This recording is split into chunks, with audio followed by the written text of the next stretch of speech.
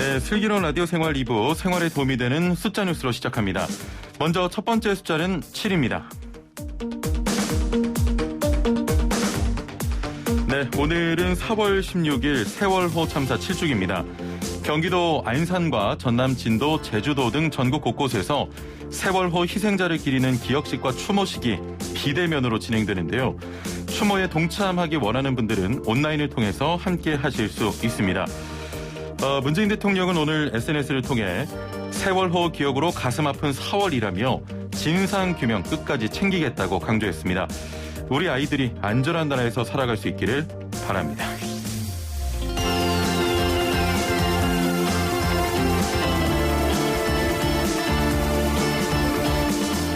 두 번째 숫자 3입니다. 4차 대유행이 우려되고 있죠. 코로나19 상황 악화와 불안한 백신 수급에 지자체에서도 하나둘씩 독자 방역이란 카드를 꺼내고 있습니다. 오세훈 서울시장은 신속 진단키트 도입을 골자로 한 서울형 상생방역을 주장하고 있고요. 어제 이재명 경기도지사도 경기도 독자적으로 백신을 도입해 접종하는 방안을 실무적으로 검토하고 있다고 밝혔습니다. 박형준 부산시장은 5인 이상 점심을 허용하는 방안을 정부와 협의하겠다고 밝혔습니다.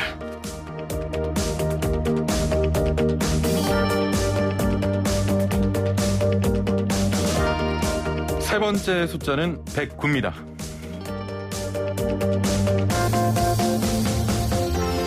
비위생적으로 배추를 절이는 중국 내 영상이 공개되면서 중국산 김치에 대한 불신이 극에 달했습니다. 정부가 현지 김치 공장에 직접 가서 조사하겠다고 발표했는데요. 식품의약품안전처가 한국에 김치를 수출하는 해외 공장 109곳 전체를 상대로 현지 실사에 나서기로 한 겁니다. 올해에는 26곳을 점검하고 내년부터는 매년 20곳씩 2025년까지 전수조사를 완료할 계획이라고 합니다. 저 김치 없으면 밥 못 먹는데 안심하고 삼시세끼 김치 먹고 싶습니다.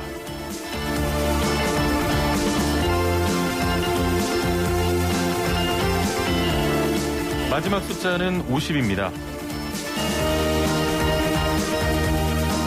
내일부터 전국 모든 도시 차량 제한 속도가 일반 도로의 경우 시속 50km, 이면 도로는 시속 30km로 낮아집니다.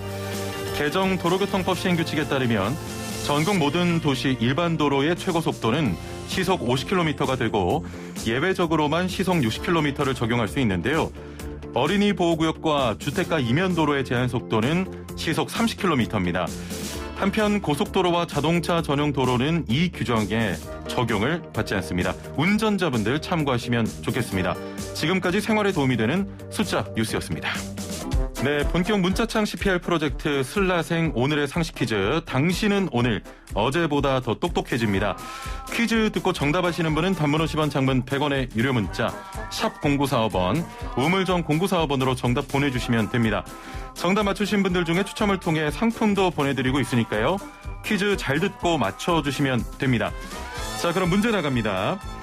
최근 LH 직원들의 부동산 투기 의혹 사건처럼 공직자가 자신의 지위를 남용해 사익을 추구하는 일을 막기 위한 법안인데요.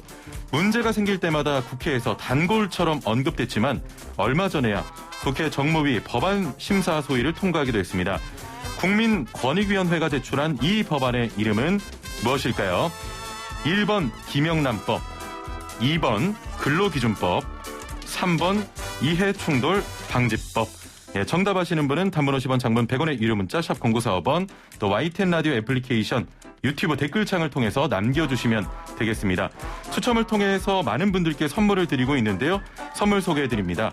정직한 건강식품 전문점 백사라이프에서 활력소 침향 청심단 3천 선물 세트와 로얄 아르간 커넬 오일 선물 세트, 영화, 드라마, 예능, 다큐멘터리, 애니메이션을 무제한 감상할 수 있는 왓챠에서 프리미엄 1개월 이용권, 요리하는 천하장사 박광덕의 감칠맛 나는 국물 해물디포리 다시팩, 88년 전통의 이탈리아 명품 커피 일리커피에서 프리미엄 스틱 원두커피 세트, 해썹 인증받은 7분 밀키트, 1000명 시식평가단이 만든 은큼 떡볶이에서 떡볶이 키트 3팩, 착한 세제를 만드는 소다스쿨에서 베이킹 소다 선물 세트를 선물로 드립니다. 많은 참여 부탁드립니다.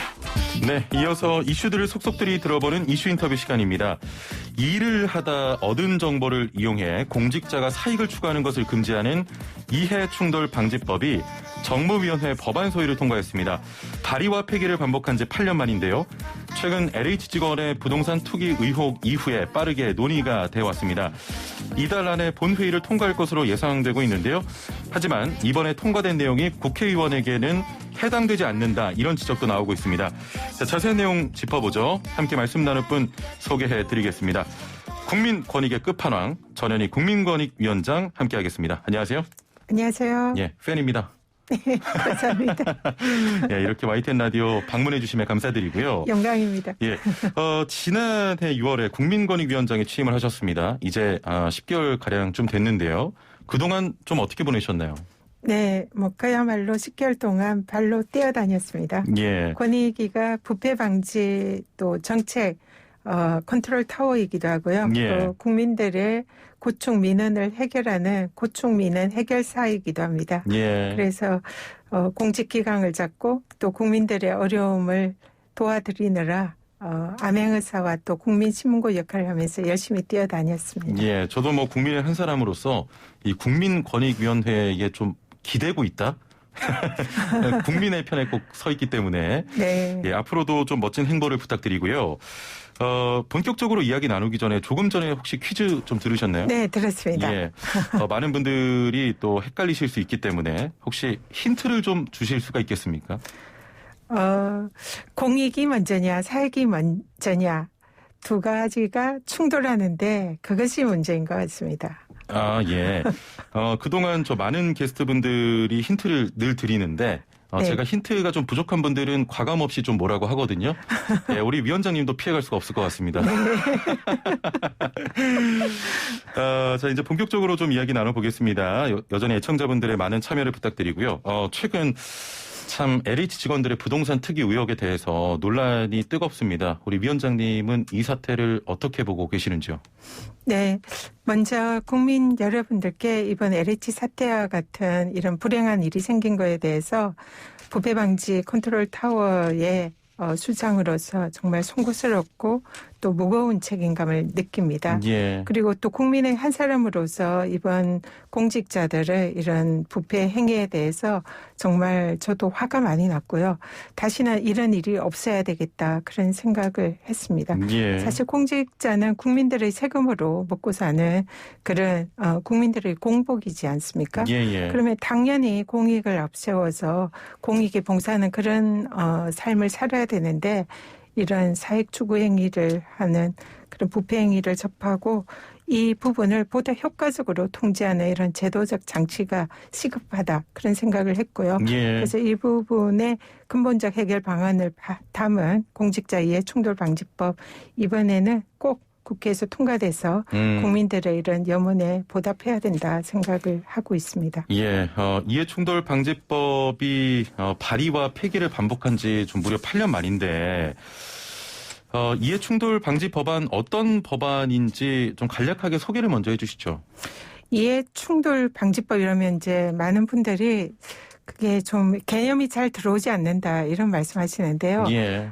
공익과 사익이 충돌하는 것을 방지한다, 이런 얘기입니다. 근데 어려우니까 이렇게 생각하시면 될 것 같습니다. 공직자가 그 공무원이 이렇게 이제 업무를 하면서 상당히 많은 이런 고급 정보와 또 그 직위, 예. 권한이 주어집니다. 그래서 이것을 활용해서 자신들의 개인적인 부를 축적한다든지 그런 또 주변의 사람들한테 그 정보를 이렇게 준다든지 해서 사익을 추구하는, 그래서 공직자가 사익을 추구하는 것을 방지하는 법, 예. 이것이 이해충돌방지법이다 보시면 되고요. 예. 자세한 내용을 이런 사익을 추구를 방지하는 이런 이제 여러 가지 내용을 이해충돌방지 법안에 담고 있습니다. 예.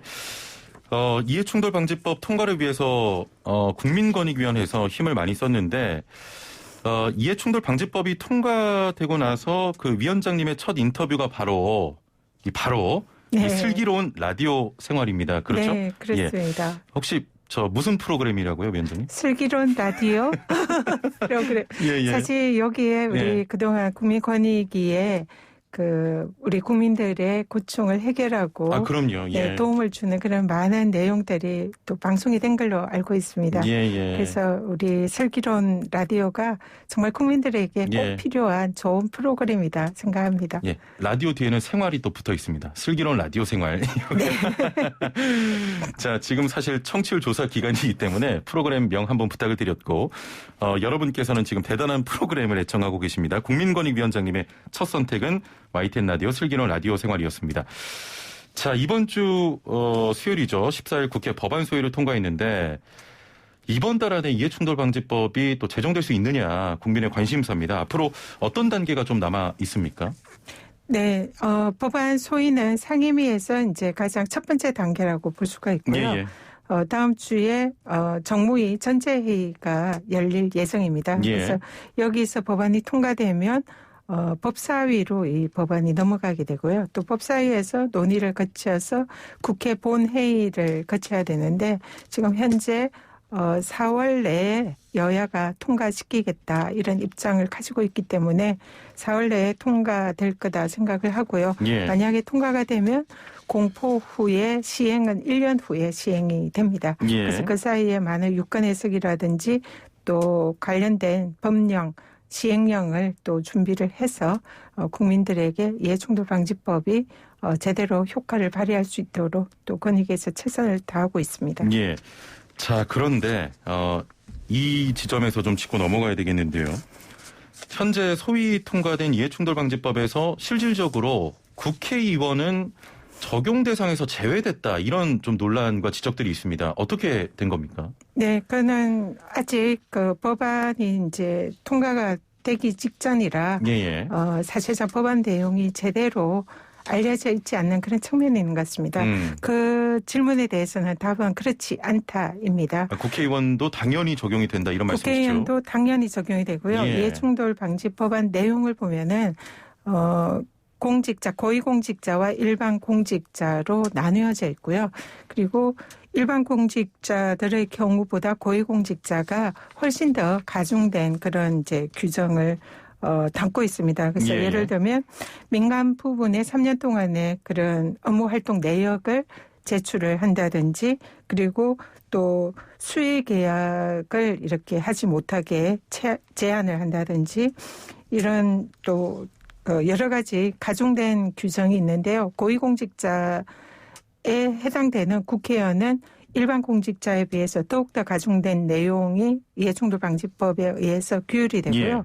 그리고 또 최근에 이제 국회법이 지금 국회의원 관련된 이해충돌 조항에 대해서 이제 지금 개정을 지금 추진을 하고 있는데 그 법이 있기 때문에 이 법이 사실상 적용이 국회의원에 되지 않느냐 이런 오해가 있는 것 같습니다. 그렇지 않고요. 이해충돌방지법은 국회의원에게 모든 유형의 이해충돌 사안에 대해서 국회의원들은 다 적용이 되고 국회법은 거기에 플러스 이해충돌방지법에 규정이 되어 있지 않은 국회의 상임위 부분. 그러니까 이제 상임위를 배분을 어떻게 할 건지 상임위를 기피하게 할 것인지 이런 부분 등에 관해서 국회법에서 규정이 됩니다. 그래서 어떻게 보면 국회의원들은 이해충돌방지법과 국회법 둘 다 규정을 적용 대상이 갖고 되는 거죠. 그렇기 때문에 오히려 더 국회의원들은 가중된 그런 행위 규범 법안의 규정을 받고 있다.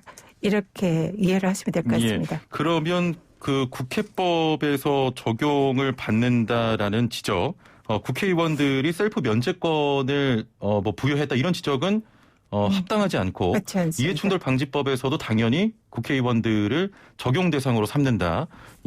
지금 또 많은 애청자분께서도 8166번님 국회의원이 솔선수범해야 되는데 왜 국회의원 포함 안 됐습니까?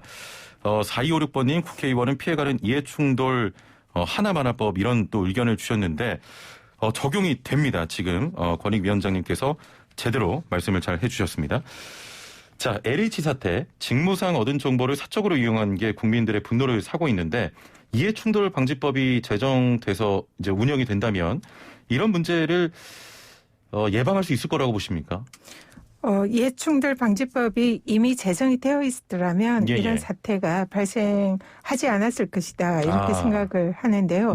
왜냐하면 이 법에 따르면은 부동산 거래라든지 이런 자신의 이해관계가 있는 예. 직무를 할 경우에는 그 거래를 사전 신고하고 직무에 회피하도록 되어 있습니다. 예. 그래서 사실상 이런 그 LH 직원들이 이런 부동산 투기하는 그런 거래 행위를 사전에 차단할 수가 있고요. 그리고 만약에 이 부분을 신고를 하지 않고 몰래 했다 하더라도 그 부분이 발각이 된다면은 징역 7년 이하의 그런 강력한 형사 처벌을 하기 때문에 예. 실질적으로 여기에 대해서 사후 처벌이 아주 강력하고 또 그로 인해서 재산을 얻었을 경우에는 그 재산 전액을 몰수하거나 가액을 추징하도록 법이 규정이 되어 있습니다. 예. 그래서 매우 강력한 사전 통제와 사후 처벌 규정을 담고 있기 때문에 이 법이 진작에 만들어졌다면 이런 부분에 있어서 상당히 예방하는 효과가 있었을 것이다. 이렇게 예. 생각을 합니다. 추후에 이해충돌방지법이 제정이 돼서 잘 운영이 된다면 앞으로 이런 일은 발생하지 않을 것이다. 네, 상당 부분 예방할 수 있다 생각을 합니다. 예. 지난해 1월이었습니다. 줄줄 새는 나랏돈 막겠다는 취지로 공공재정 환수법이 시행이 됐는데, 그동안 좀 부정 청구했던 나랏돈이 얼마나 좀 환수가 됐습니까? 지금 공공재정지급금이 현재 약 252조 원 정도로 계산이 됩니다. 예. 그러면 이 공공재정지급금을 또 지금 이제 국민권익위원회가 전국에 실태 조사를 하면서 부정 청구가 되고 있는지 이런 부분을 이제 저희들이 점검을 하고 있는데요. 예. 그래서 이 부분에 대해서 법 시행 1년을 맞이해서 실태 조사를 한 결과 부정 청구를 5만 2천 건 정도 부정 청구한 사안을 저희들이 확인을 했고요. 그중에서 453억 원을 환수 조치를 했습니다. 그리고 45건에 대해서 제재 부과금 2억 6천만 원을 부과를 했고요. 그래서 상당히 이런 이제 공공재정에 있어서 부정 청구나 이런 허위 청구 사례가 아직도 많은 걸로 조사가 되고 있고 국민들의 혈세인 만큼 이런 부분에 있어서 누수가 없도록 좀 더 철저히 점검을 할 예정입니다. 예. 지금 저 공공재정에 대한 좀 부정 청구 말씀을 하셨는데 환수된 사례 어떤 것들이 있는지 좀 소개를 해 주시겠습니까? 이제 최근에 코로나 사태로 이런 이제 국가 재정이 많이 국민들에게 지급이 되고 있는데요. 그 중에서 이제 청년 일자리 관련된 거라든지 또 복지 또 급여 분야라든지 이런 이제 많은 국민들에게 어려운 국민들에게 이제 재정이 투여가 되고 있습니다. 그런데 보면 청년 일자리 보조금으로 지급을 했는데 그 지자체 단체에서 다른 사업을 그러니까 원래 지급하기로 된 그런 이제 내용의 다른 때로 이제 이렇게 보조 사업을 추진을 해서 거기에 대해서 1억 600만 원 부과금 부과 징수하고 또 환수 조치를 했고요. 또 청년 진로 컨설팅을 하겠다라고 해서 청년 프로젝트 지원 사업자로 재정을 1억 5천만 원을 받았는데 사실상 가족 간 거래라든지 허위 계약으로 실제로 그 용도에 사용되지 않은 사례를 적발했습니다. 그래서 한 1억 5천만 원 정도로 환수 조치하고 부가 징수금도 이제 저희들이 징수를 했는데요. 뭐 어린이집도 아이들을 교사를 채용하지 않으면서 또 채용한 것처럼 속에서 받은 사례라든지 다양한 이런 이제 사례들이 적발을 했습니다. 예. 8703번님께서 문제 엄청 쉽다고 하시면서 이해 추돌 금지법이라고 하시는데 자동차가 아니기 때문에 추돌은 아닌 거죠? 네, 그렇습니다. 김영란법으로 불리는 청탁금지법이 시행된 지 4년이 지났습니다. 주위에서도 보면 어느 정도 경각심을 가지고 잘 지키고 있다. 저는 이런 생각이 드는데 우리 위원장님이 보시기에는 이 김영란법 잘 지켜지고 있다고 보십니까? 네, 결론은 굉장히 잘 지켜지고 있고 법이 굉장히 좋은 성과를 내고 있다 이렇게 생각을 합니다. 근데 이제 일부 좀 불편하다 그리고 이제 법이 너무 뭐 효력이 없는 거 아니냐 뭐 이런 지적을 하는 분도 계신데요. 효력이 없다 하면 어떤 의미입니까? 이제 너무 이렇게 많이 그 실생활에 규제를 하니까 이제 좀 무뎌졌다 이런 이제 말씀이신 것 같습니다. 그런데 실제로 권익위가 이 국민들의 이 관련 의식을 저희들이 이제 조사를 해봤는데요. 국민들의 거의 90% 가까이가 청탁금지법이 우리 사회를 보다 청렴하고 투명하게 만드는 데에 긍정적 영향을 주고 있다. 이렇게 말씀을 하셨고요. 예. 또 우리가 권익위가 이제 해마다 공공기관의 청렴도 측정을 평가를 하고 있습니다. 근데 청렴도 측정을 해보니까 청탁금지법 시행 이후에 국민들께서 공직사회의 뭐 부정 청탁이라든지 뇌물이라든지 이런 것을 경험한 비율이 해마다 아주 획기적으로 하락을 하고 있습니다. 그래서 예, 공직자가 굉장히 투명해졌고 이런 부정 청탁이나 뇌물 이런 관행이 거의 없어진 걸로 이렇게 보이고요. 그래서 하지만 여전히 이제 이런 부패라든지 탈법 이런 관행이 남아 있기 때문에 이 청탁금지법이 지금 그동안 기존법에서 규정되지 않은 새로운 분야, 뭐 인턴 모집이나 장학생 선발, 논문 심사 이런 것도 청탁금지법 규율 대상에 최근에 법이 개정을 해서 새로운 영역으로 이제 저희들이 구체화해서 시행을 하려고 현재 입법 추진 중에 있습니다. 그래서 청탁금지법이 실제로 우리 사회를 투명하게 하고 또 국가 청렴도를 높이는 데 매우 큰 역할을 하고 있고 또 국민들께서 그렇게 평가를 하고 계시기 때문에 실제로 이 법이 상당히 규범력을 가지고 대한민국에서 잘 시행되고 있다 생각합니다. 결론은 김영란법이 잘 정착됐다 이런 말씀이었습니다. 지난 3월 개정된 공익신고자 보호법이 이달 20일부터 좀 시행이 됩니다. 어떤 부분이 좀 달라지는 겁니까? 국민권익위원회가 공익신고자들의 부패 공익신고를 접수하고 또 신고자들을 보호하는 기관이기도 합니다. 그래서 공익신고자 보호법의 주무 부처인데요.